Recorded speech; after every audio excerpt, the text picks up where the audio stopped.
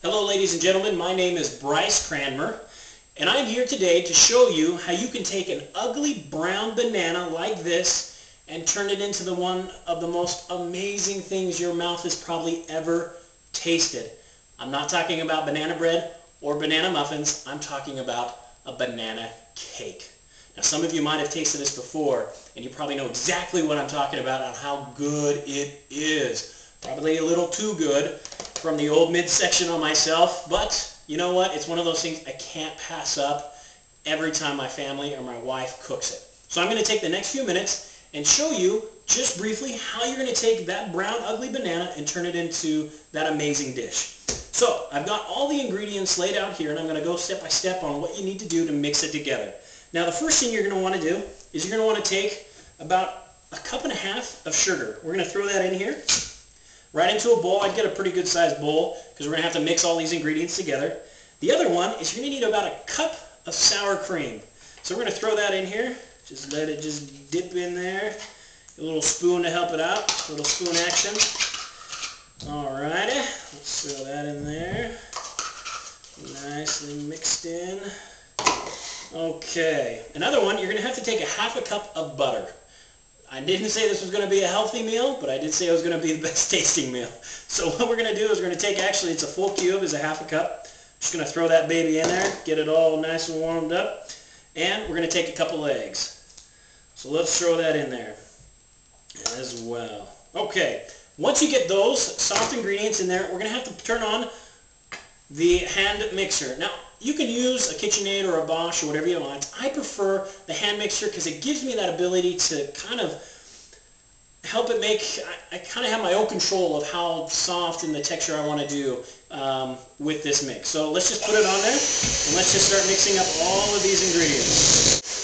Oops, got a little splattering around there. Okay.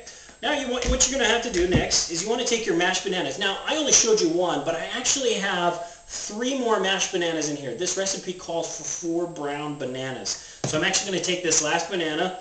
See you, buddy. You're going to turn into something very yummy here soon.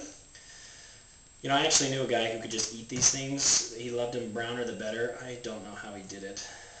I think they go best in recipes. But hey, you know what? To each his their own. Okay, you want to mash this up yourself before you actually put it in there so it makes it a little bit softer. And it's easier for you to mix together. Okay, so now I've got about 4 mashed bananas in here. Okay, let's add that baby in here. This is where the magic happens, right here at this very moment. Oh, did you feel that? I felt it. I felt it. Okay, let's get that banana in there.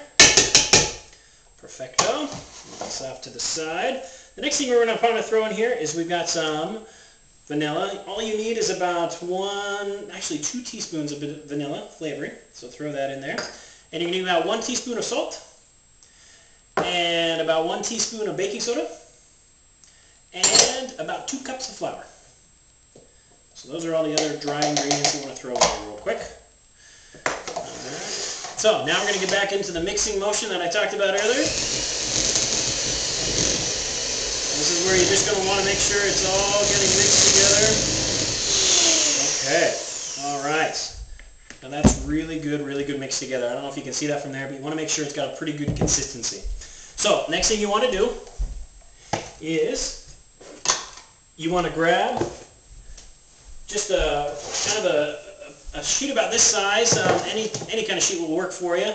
You can use the shiny sheets or the darker sheets. Each one of them cook just fine. And you also want to make sure you turn your oven on to about 375.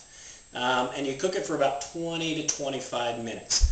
So we're going to take our little spatula that we had earlier. And we're just going to scoop it on in. You want to make sure, of course, that you just spread it on evenly. Oh man, this is going to taste so good. Wish you guys could taste exactly what's going to happen here. But when you guys cook this on your own, you guys are going to be good to go. You're going to be the new crowd favorites in whatever your household you have. Okay. Now this one's going to just takes a little bit of time just to kind of mush it into all those corners. You want to make sure it's pretty even in this pan so it cooks evenly and things like that. Okay, you don't worry about like that.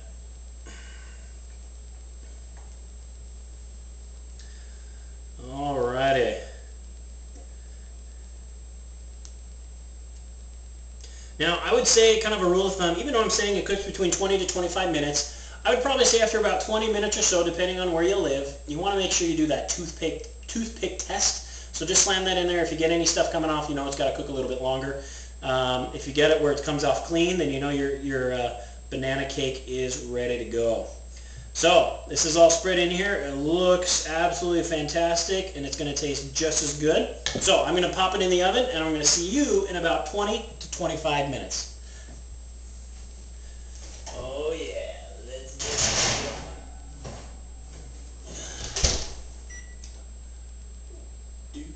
it going. And start.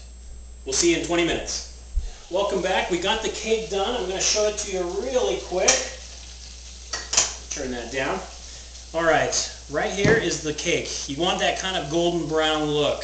And so that's kind of the trick of making this cake just perfect. So the next steps I'm going to show you real quick is how to make the frosting. Now, my wife and I always joke, this is probably the part that you don't really tell people about because the amount of the different types of ingredients that we use. I'll admit we use a lot of butter and sugar. That's frosting for you. Also, I didn't really say this was the healthiest cake on the market. It is definitely one of the best tasting ones. So the first thing you're going to want to do is you want to take about 1/4 cup of butter, which is about 1/2 cube, and you want to throw it into your pot here and just get it going so it starts to melt. Now, once that's all melted, you want to add in another cube of butter.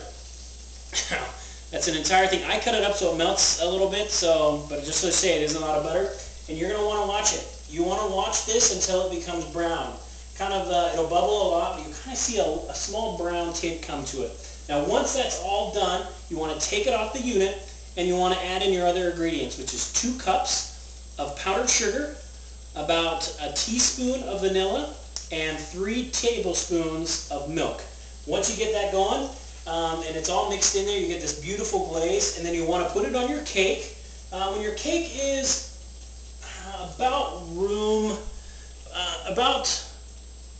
I don't know, I wouldn't say room temperature, but just before that, where it's still a little bit warm on the top. Now you can put it on when it's hot if you want to, but I think for the best results you get it when it's just at that nice warm section. So I hope you enjoyed my demonstration for you, and I hope you enjoy this cake if you ever had a chance to make it. Again, my name is Bryce Cranmer, and I appreciate everything you guys do, and hope to talk to you soon. Thanks so much. Bye.